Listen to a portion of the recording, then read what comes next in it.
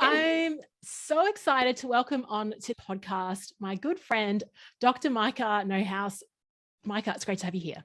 Thank you so much for having me, Leanne. You've got a lot of interesting stories, but first, I mean, a lot of our listeners, they would have heard your bio, they would have heard me talk about how great you are, but in your own words, sort of what do you do now and what kind of watershed moments or pivots do you think in your life got you to where you are today? Yeah, so I'm a psychologist by trade, and I specialize in human behavior change. And these days I focus a lot on self-leadership and flourishing.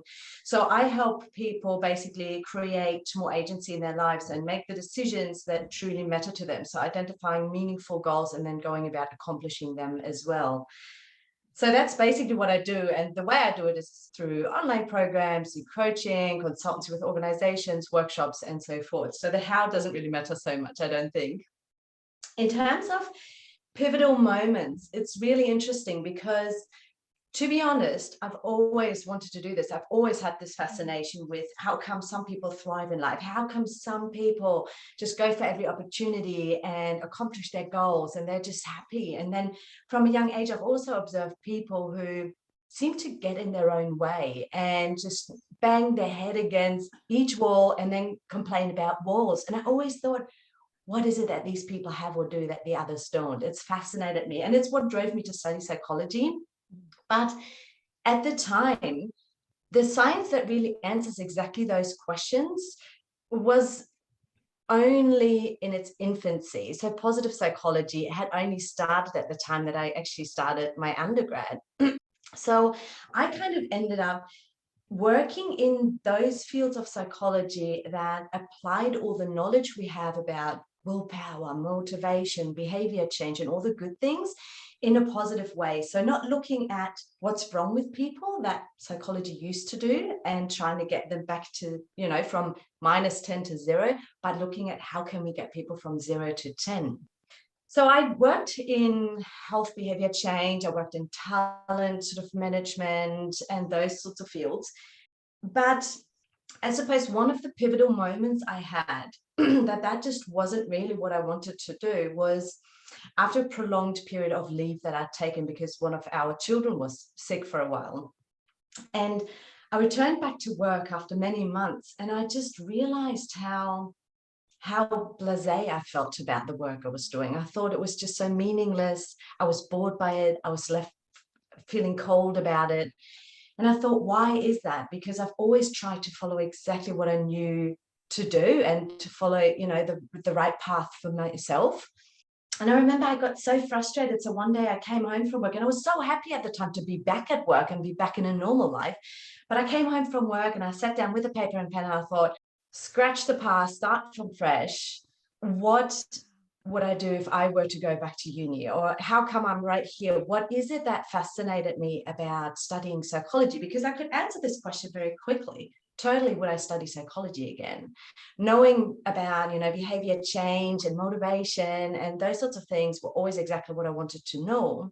But I realized sort of as I was diving through the literature at the time then, that what fascinated me the most, how do people become happy? How do they accomplish goals that truly matter to them? And how can they really create agency in their own life and maximize their own impact and potential? I realized that those were the questions that had only started to be answered basically at the time I was studying and after I left uni. And to this day, barely any universities in the world offer this subject to students, positive psychology. So I kind of ended up with a pen and paper, writing down everything that sort of fascinated me. I discovered the self-leadership literature. I kind of merged it all together and thought, this is basically a workshop that I want to be teaching other people for the rest of my life. This is what makes me feel alive. And I think this is sort of at the crux of creating happiness for people. Yeah. Well, first of all, I've got so many things to reflect on as you were talking. The irony is that with all the tech tools available, the most powerful thing we can do is get a pen and a piece of paper and the space to just like write things down.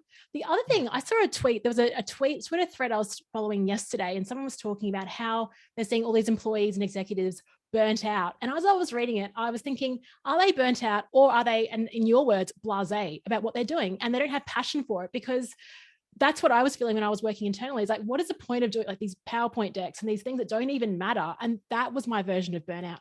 What are you sensing? Like, I mean, there's an interesting time now with everything sort of shifting, the great resignation and all of that. Is burnout like blasé, being blasé in disguise? What's your take on burnout?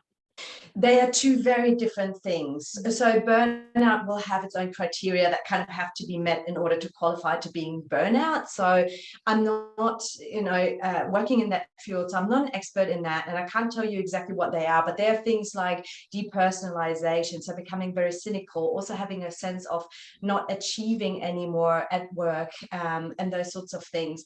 And also, obviously, a huge perceived workload. So they are very, very different to feeling blasé or blah or meh or languishing. So languishing is obviously the term, and I know Adam Grant made it really popular, but it's a term that's been around actually for a while. And so maybe to give you a little bit more background about that is that let's talk about mental health. So until sort of a few years ago, we always assumed that mental health is when you don't have any mental illness. So, you can imagine that was it the like definition. that was basically kind of what people assumed, right? And how we went about it. I mean, you go into organizations these days and it's like, mental health is always talked about from a mental illness kind of perspective. If you've got mental health issues, who do you see? A psychologist, but it's a clinical psychologist. So the way we imagine mental health is basically on a scale where you have mental illness on one side of the scale and you have no mental illness on the other side of the scale. And if you have a mental illness, you see a clinical psychologist, and hopefully by the time you finish with therapy, you don't have mental illness anymore. And someone would say, now you're mentally healthy. But it's far from it. In order to be completely mentally healthy, we need a lot more. And basically what we need is something called flourishing. And that's almost like, just another dimension to this scale. And it's a scale on its own. They're related, but they're distinct. So you have flourishing on one end of the scale, and you have languishing on the other end of the scale. So basically, we can answer the question of what is languishing when we look at what is flourishing. And for flourishing, there are a few different models, but Corey Keyes is probably, I'm a big fan of his model because it's a lot more evidence-based than even Martin Seligman's PERMA model. And that is, we need emotional well-being, we need psychological well-being, and we need social well-being. So obviously these three terms are big on their own. So emotional well-being is things like a lot of positive affect in our life. So, lots of positive emotions, but we don't want to have that toxic, positivity. But a low negative affect as well. But then also a little bit of almost like a cognitive evaluation of your life in total. So you're almost like your life satisfaction. If you think about your needs and your wants and you look at your life right now, what's the equation? Do you come out with some pluses at the end? And then psychological well-being goes a lot deeper. So it goes sort of beyond that cognitive evaluation. It also goes a little bit beyond hedonism. Looks more a little bit at sort of that eudaimonic type of happiness. So are you fulfilled? Do you perceive meaning in your life? So how about your accomplishments? Do you feel, those sorts of things? And then social well-being, I think, is probably more intuitive, that you have a sense of being socially integrated, contributing to the community and to something greater than yourself. So those sorts of things. So we need those things in our lives. And, self-actualization is a big one in the in the psychological well-being element. We need those things in our lives in order to be completely mentally healthy. Wow. So now we're talking a different language, right? We are. And that's what I love about what you just did, was that you defined very clearly what burnout was and all the different dimensions of like the differences. And I think the problem, is that we seem to just throw these words around thinking we know what the definitions are. And then the diagnosis or whatever you do to like treat it or to progress is not correct. Because the labeling in the first instance is incorrect. Exactly. There's something I was thinking about yesterday based on what you're talking about, purpose, right? So Simon Sinek's really popularized the whole why, why are you doing what you do? And sometimes I think, is that really, I mean, there's some roles in the world, and he's like, you got to have purpose in the work that you do, but some people are just working to make ends meet and to support their family. That's the purpose. But in a lot of these sort of, if you do a lot of Simon Sinek work in organizations, like, well, why do you do what you do? And it gets really deep and people don't know how to answer that. And they're like, literally, I'm just here to make money for my family. What do you think about the whole why approach when it comes to the work that you do? Absolutely. So we're talking about purpose and meaning. So purpose, I would always say, is sort of your meaning expressed in actions. It's sort of a means to an end to attain your sense of meaning. So meaning, we actually know there's a few things that we need in order to attain meaning. And one of them is the source. Only one component of meaning is the source. And your source for meaning is like an all-inclusive buffet. It can be anything. I mean, this can be work. And yes, for a lot of people, it's work, but it doesn't have to be. And if your job is just a way to earn enough money to live a great life and find your meaning in other ways, that's completely fine. You do not need to live your purpose through your job. I would definitely say that. And I remember a time in my life where that gave me peace of mind as well. For some people, it's family. For other people, it's hobbies. For some people, it's romantic relationships. It can be your passions. It can be religion is a big source of meaning for many, many people in this world. So the source of meaning is different for anyone. And obviously, it can be a combination of things. It doesn't have to be work. Thank you so much for, because I was like really struggling over that yesterday, going, why are we forcing people to find like why in their work? And I love that you've brought in all these other elements, and that's sort of the purpose behind this. It's work, but it's living large in the way that you want to as well. Yeah, and can I just compliment that as well? Because just to sort of give a full picture of the elements of meaning that we need. And the first one is it starts with you. We all need to all meaning is derived individually. What is meaningful for me is not meaningful for you necessarily. And so we really need to understand our values, our strengths. So those are the biggest probably factors for that part of meaning. And I think, understanding your why, your values, that's your answer to your why, but it doesn't have to be expressed through work. And the other two are a connection. So a deep connection, first and foremost, sort of with yourself, but also with others. And then the last one is also kind of like a breadth of activities that we can express this through. So there's sort of different elements that we need in order to create meaning. We don't just find it, we kind of create it, right? Yeah, that's great. And it was funny, you said, oh, we all have different sense of what our meaning is. But I think you and I, Maike, would agree that it's traveling around the world, going on sailing boats, and like that would derive meaning from that, I think. Cool lunch locations. So there's some crossover there. What I wanted to pull up for you is when you said why you decided to study psychology, and you said the question that you're curious about is why some people are thriving and doing well and why are others not, and you're finding excuses and bumping their head against walls. That's a very complex question. It's why you're studying this, and it's, I imagine, a lifelong question for you. But like, what are some reasons? Like, what are you sensing? What is the difference between those two types of people? That is a very big question. And I think the answer to that is just as complex as what we know about human behavior. And it looks different for everyone. So for some people, it's so let me just tell you a little bit about the self-leadership 2.0 model that I sort of created around this. So it kind of has three elements, and that's self-knowledge, self-goal setting, and self-regulation. So in order to create agency in your life and identify and accomplish meaningful goals, you need to somehow have a handle on those three elements. So I think for some people, the fact that they bang their head against walls is because they don't truly understand who they are and what they need, what is most important to them in life, and also how they can go about accomplishing those things.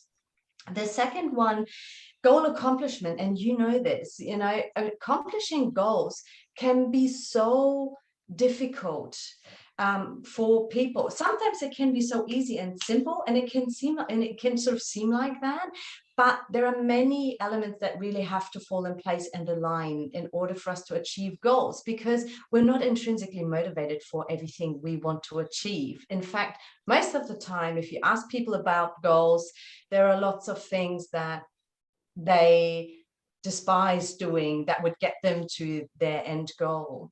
So there are lots of elements included there, and many people don't know how to go about that, and that's completely normal. And then self-regulation is in and of itself completely packed with a lot of other things. So things like stress management, making good decisions. What else is self-regulation? Basically, it's the idea of influencing your own actions, thoughts, and feelings. So it's really, so we have things like cognitive bias and not really knowing that we're influenced by our own cognitive bias in a way. So to give you just one example, cognitive dissonance is a huge phenomenon in people. So cognitive dissonance basically occurs when we take action that is not in line with what we believe about ourselves. So let's say I consider myself an eco-friendly person, and then I want to buy a new car, but it's not the eco-friendly one, let's just say. So now I'm in conflict with myself, and it doesn't feel good, and we're highly driven to get rid of that conflict. So in this moment, we're having cognitive dissonance, and we will either change our beliefs about ourselves to get rid of that, saying, actually, I'm not really that eco-friendly, or we change, the way we think about our behaviors or something like that. So cognitive dissonance, once you start paying attention to it, you can see it anywhere and everywhere. And so a lot of people, when they even when they understand that there's a desire they have and a goal they would like to achieve, once they can sense that it might be really hard to attain that and they would have to change certain things in their behavior or say no to some comforting things in their lives, it's easiest for them to change their own ambitions. It's almost like telling themselves stories. So we're starting to talk about procrastination, self-sabotage, those sorts of things, but they're very common. It's so common, actually, because on the weekend, I think I was talking to you about like all these sessions coming up, and my problem is that, and this is my self-talk. Oh, that's okay, Leanne. You thrive off deadlines. You do really well creating things a day before something is about to start. And I thought, no, I can interrupt that story. And I'm looking ahead to next month and going, I can start today and I can break that story in my own head, but I've got to start collecting evidence and doing the work every day just to sort of bust that belief. But it's such a strong belief. And then I sort of buy into it because it's in my own self-interest to procrastinate and do what I want to do and relax and then go under insane pressure. But it's just a story I'm telling myself. It's not true. I can totally change it. And that's powerful but you've got to pick it up. Otherwise you just go on believing it. It's Exactly. And and then it becomes a goal that you need to change, that you don't really feel inclined to actually change sort of intrinsically, right? Oh, totally. Then you think, oh, maybe I shouldn't do this because I put myself under intense stress. And then you think maybe I should career change. Like all of this, it's so funny. It starts at this like really small level, and then you build up thinking maybe this isn't who I am. And I find it so fascinating, the work that you do. And I love that you said that, because when we're not so most people know about the distinction between intrinsic motivation and extrinsic motivation, right? So intrinsic motivation, doing things for the heck of doing them because we enjoy doing that, and extrinsic motivation when someone tells us to do something that we don't really feel like doing, but then we sort of go and do it anyway. One of we can't really change that. That's very strongly tied to our personality, just to who we are. We can't expect to become intrinsically motivated for something that we're not really sort of born with. But there is a type of motivation. So in between those two are several layers or shades of gray. And one of the types of motivation that is most closely aligned with intrinsic motivation is called integrated motivation. And that is when we do things because they align with our values, and they also align very strongly with the concept we have about ourselves. So, when we do things, for example, I consider myself a healthy and, let's say, hygienist person. And because of that, I brush my teeth twice a day. It's not necessarily something that, I was born with a desire to brush my teeth. I don't know how many kids are. When you think about, teaching kids how to brush their teeth can be very tedious. But we do it anyway. There are so many things we do in our everyday life because of the way we perceive ourselves, because it aligns with our values and with our self-concept. And that is a very, very strong source of motivation we can and need to tap into if we want to maximize our motivation for something that we're not intrinsically motivated for. and I think James Clear talks about this as well in Atomic Habits. It's putting a vote. So every day you're doing an action that puts a vote in for the person you want to be. So if you want to be a writer, you just start writing every day, and then you're collecting votes, and then eventually you can say you're a writer. Running, for some reason, I can run marathons, and I'm like, I'm still not a runner. Like, it's funny, some things you just like, my concept of what that looks like is so different to what I believe myself to be. This is such a fascinating conversation. I've got like opportunities, and I think sometimes what you talk about is you've got the self-concept, but there might be something pushing you in a direction, but you might not feel like you're ready yet. Has there been a moment in your life or your career where you've said yes to an opportunity where you think, I just wasn't ready for that, but it was a great move? Yeah, great question. And the thing was that there absolutely has been a time like that. And I can't unfortunately say that I said yes to something. In fact, I actually think often it's not what we say yes to, it's really what we say no to. And it's my experience with also many of the people I work with through that, many of my coaching clients, I feel like these days we have all these options, and most of us are like stuck in a really great career. Most of us have great careers and a great lifestyle that we maintain through our careers and through our income as well. And so what becomes really tricky when we feel like we have an urge to change something and to live differently and live large in a way that maybe doesn't comply with society's standards, is that we need to say no to something that and give up certainties and safeties that we've known for a very long time. So for me, and I suppose what I'm saying is, I know are starting to have kids or that have kids, and they also have an amazing career, and they're starting to realize that, first of all, they feel guilt about not spending a lot of time with their kids, and they want to spend more time with their kids. Or maybe they want to build a family, but also I think they're realizing that we're mid-age, surely there's more to life, and they have this sense of wanting to experience other things in life, thinking, is this really it for the next 30 years until I retire? But they don't know how to break the cycle. They don't know how to get out of it because they would have to say no. And I think saying no is the biggest challenge we have. But we have to remind ourselves that every time we say, actually, that you just spoke about James Clear before, and there's this amazing quote of his where he says, when you say no, you're only saying no to one option. When you say yes, you are saying no to every other option. No is a decision. Yes is a responsibility. And I absolutely love that quote. So what happened for me was that about 3 years ago, we moved overseas. It was relatively spontaneous, and it was through the job of my husband.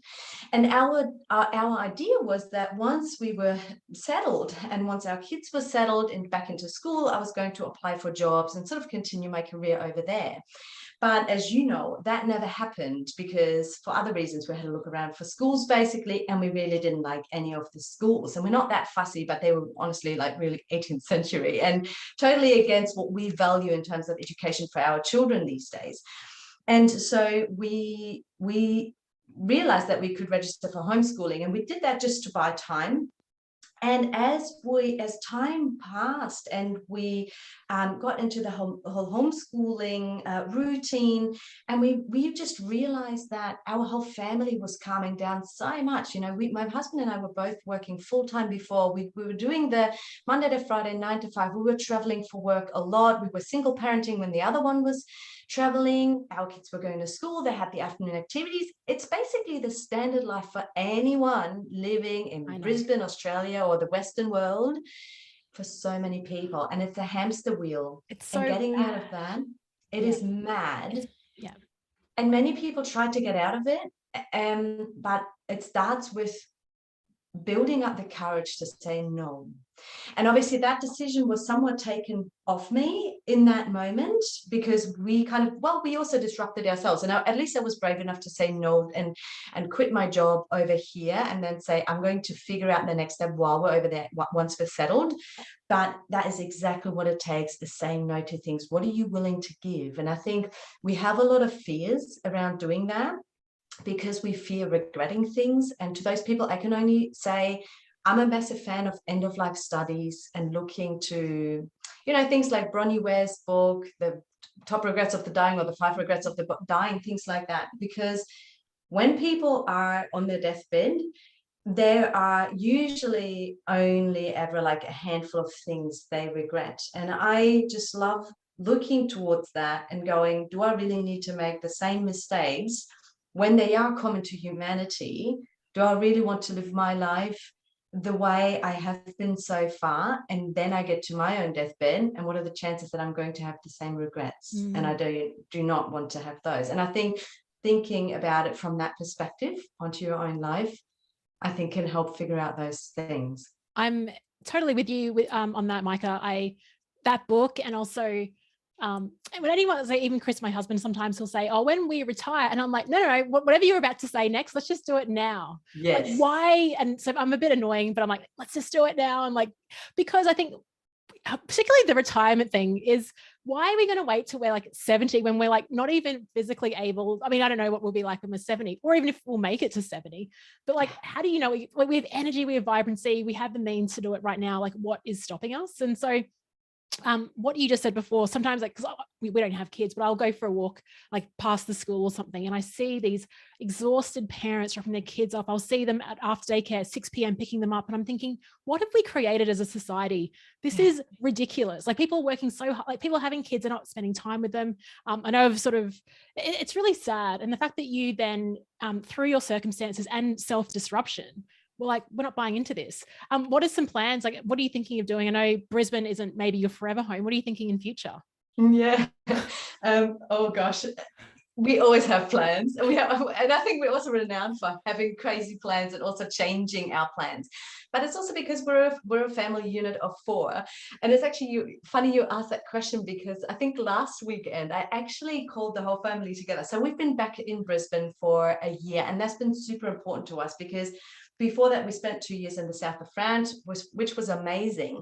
But it was the first time we'd sort of taken the kids out of their known life as well, here in Australia, where everything is paradise and protected kind of thing. And so, it was important for them they've been back to school, they've been back to obviously seeing their friends, and they know that home is still here and things don't really change much. And we realized we're ready for the next adventure. So I know, and actually we share this in the family, luckily, adventure is a huge value of mine. And again, we share this. So we've been having many chats about, well, how can we live adventure more, right? Living your values sort of, and creating meaning. And traveling is a big one for us, and just living in different ways. So for us, we came together last weekend. We were like, okay, what are the different options we have? Do we want to get on a sailing boat and sail the world? And obviously this is like, we have to be able to do it financially, and we don't have all the options available, but obviously depends on many things that are happening in the world, especially at the moment. But setting that aside, do we want to travel around Australia and just do work experiences together with the kids, hands-on stuff, doing fruit picking, whatever, so I think I asked all the family members to give a score out of 10, and vote for each option. And surprisingly, what we all ended up voting for the most or what we voted for the least is status quo, staying here and doing the same normal protected life. Just like, yes, party. And what we voted for the most was going, well, as a first stop to Southeast Asia on a one-way ticket and going traveling. So I think January, probably we're going to be leaving the country and doing that for a few months. We have like a little bit of a rough itinerary, but I've always wanted to travel freely. This is not something I've actually done, staying in one place until I thought now is ready to move on. And how do we want to travel, and where do we want to travel to? So I would love to do that with them. Obviously, they still have to do homeschooling, and both my husband and I also work. We both work for ourselves, so it will be slow travel, but I love that idea more than anything anyway. And I think after that, it'll be a ticket to Germany to touch base with my family. This was a wish of the kids. They love it there, seeing, my family and friends. And then we'll go from there. Oh my gosh. Thank you. Well, thanks for sharing that. I mean, that was a very recent event in your family. Now you're on a podcast talking about it. But I think I wanted to share that side of you, because I think that really inspires people, that you don't just talk about living your values. And you also said you carved out that time to have a family meeting, to be intentional about planning it. So it's not like on a spontaneous whim, next week we're getting out. And then you figure out, right, well, if you and your husband have to work anywhere in the world, how can then you create the steps to do that when you are over in Asia? And I'll be very keen to visit you when you're over there, for sure. Yes. Your trip as well. Yeah, we might move into the rapid rounds. I've got a few questions for you. Maike, what's a book that has shaped the way that you think? That's a good one. And look, I'm a bit boring in that I read mostly nonfiction, but I think one of the absolute classics, and we've been talking about finding your why and your meaning and purpose, is Viktor Frankl's Man's Search for Meaning. Probably most of your listeners have read it more than once, but I just think it's one of my all-time favorites. Yeah. Absolutely. I know. And you think anytime you feel like you're having a bad day in Brisbane, Australia in 2022, you reflect on that book and what this guy went through and how he still found meaning in the day-to-day like that. It's absolutely incredible. So yeah, we'll put a link to it. What is a favorite app or tool that you think we should all download right away? I'm not your app person, so I would say do not download any more apps. Say no to that. Yeah, exactly. So I honestly think that it's more about your self-awareness, coming back to, reflection and that sort of stuff, and also self-monitoring. I think even when we started with all the apps and with the smartwatches, and I thought, look, it's great if you're a person who's not very intuitive with yourself, don't have a lot of self-awareness in terms of when do you need to get up and move and those sorts of things. But I think the best thing you can do with yourself, once this should be the training wheels. Once you're confident on your own, go out on your own and try to develop those senses for yourself. But that's very good. Thank you. Because actually, I think on the weekend I was saying to you, I was holding my phone up and it was so heavy. I had all these like cards in this thing, but really recently my hand has been just saying, my body's been saying to me, you're using your phone too much because it's getting a bit sore. So I need to just, I'll stop on that. But that's probably linked to your self-regulation piece. Yeah, exactly. Yeah. What is a song that gets you fired up or into state, like productive emotional state? Yeah, and look, productive emotional state. So when I work, it's actually not a particular song. So there's some research behind white noise. So a little bit of white noise in the background is actually really good. And that doesn't actually have to be a song, but for me, anything really mellow that's in the background that I don't bob to, is actually pieces that I don't know. And that's sort of the best for me to work with. In terms of probably getting a little bit more fired up in general, I love Nujabes. I don't know how many listeners are familiar with him. He used to be a Japanese record producer, DJ, something like that. Tragically, he died a few years ago, but he's amazing. Nujabes, any of his albums or songs, amazing. How do you spell his name? Nuj. Okay, fantastic. I'm going to cue that right up after this. And is there a favorite quote that you have that you'd like to share? I know you shared the James Clear quote. Yeah, I think I already shared that one. And maybe another one that, again, summarizes a lot of the things that we spoke about would be by Corey Keyes. And he says, our approach to mental illness is insane. So he says mental illness, we spoke about mental health. Obviously, it means the same thing, but it is insane. And it really is. And I think now, especially coming out of the pandemic, a lot of people are realizing it. It absolutely is insane. I love that quote because obviously it made me laugh because how he uses the word insanity in there. Yeah. But like you just think like all this, all the attention and focus and support programs on it, and it's still not. It's still like it's the mental health problem is only increasing. So the approach is wrong. Yes. And I love that you define like there's two different scales, and like let's just stop shooting for the default of no mental health issue. Like let's go for flourishing and thriving, which is what you're all about. Exactly. If our listeners want to connect with you, find out more about self-leadership and the just amazing work that you do, and let's just say they love this conversation so much they want to buy you a bottle of champagne, like where should we send them, Maike? You can send them to my website, drmaikeneuhaus.com, which you'll probably have to spell out in the show notes, or Instagram or LinkedIn is probably easiest for them to find me. Amazing. Look, Maike, I always love chatting to you. We have like the best long lunches and conversations. This was only like a 5% teaser of the stuff that we talk about usually. Thank you so much for being here and sharing all of your incredible insight with our listeners. Thank you so much. It's been such an honor to be on your show. Thanks, Leanne.